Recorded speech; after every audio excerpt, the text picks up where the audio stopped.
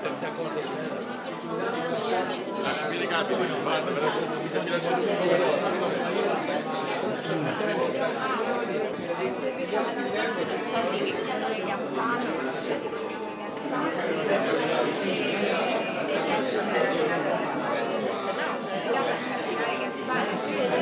il giorno dopo c'è un esame da giornalista e questi mi hanno chiesto chi ha formato il mattino della messa e io le ho fatto, beh, per la casa è camminare Gaspari, questo mi ha detto, signorina bravissima, i 20 anni che interrogo non lo sapeva nessuno. Ma la sai quella cosa io non la sapevo, qualcuno mi ha detto, come fa a sapere che è carriera?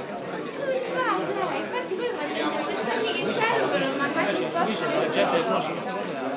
Sì, vabbè, io non sapevo, infatti è una svolta, grazie, ciao. qua quando diventa per news.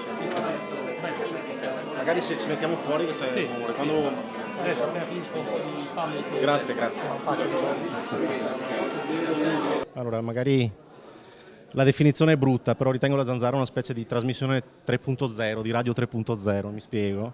Non mi riferisco solo alle telefonate in diretta, alla convergenza TV e radio nella lettura, nell'ascolto dei titoli della TV, dei TG, ma anche alla partecipazione creativa del pubblico, papillo docet, quindi.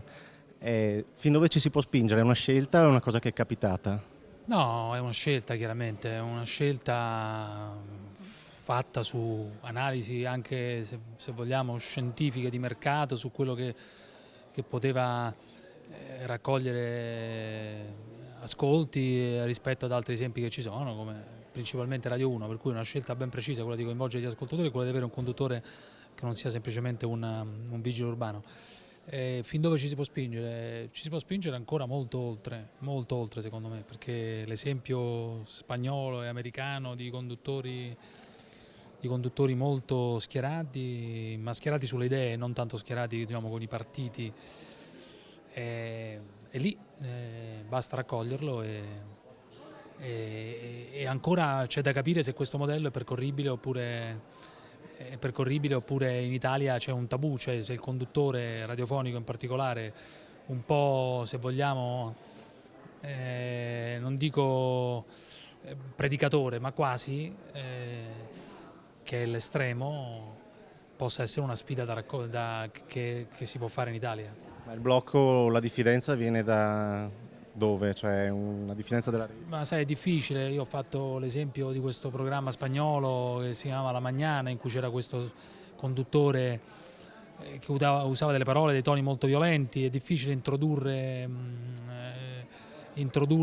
esempi che in Italia non ci sono mai stati, in un panorama informativo italiano che magari è molto ricco, ma certo è anche molto attento alla politica, agli equilibri, alle cose. Per cui insomma c'è un tabù da superare, secondo me l'ultimo tabù da superare che è questo. Per il resto poi l'offerta radiofonica oggi è molto, molto varia, molto ampia. Ok, ultimo, così la facciamo webica. Hai esperienza anche con utenti web, immagino, utenti internet, c'è una differenza nei toni tra un utente e l'altro? È possibile che lo stesso utente abbia toni diversi a seconda se posta su un blog o se... No, penso di no, penso che anzi l'utente internet sia il perfetto utente per la radio, se vogliamo, perché è quello che gli viene in mente la cosa da dire, la scrive, nello stesso tempo gli viene in mente la cosa da dire e chiama una radio. Molto più semplice farlo, diciamo, con un blog o sul web piuttosto che chiamare una radio. Bisogna cercare da una parte di aprire sempre di più in modo che i filtri siano sempre meno presenti.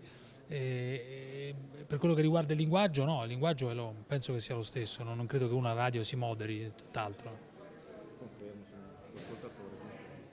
Grazie mille. Arrivederci. Ciao, arrivederci.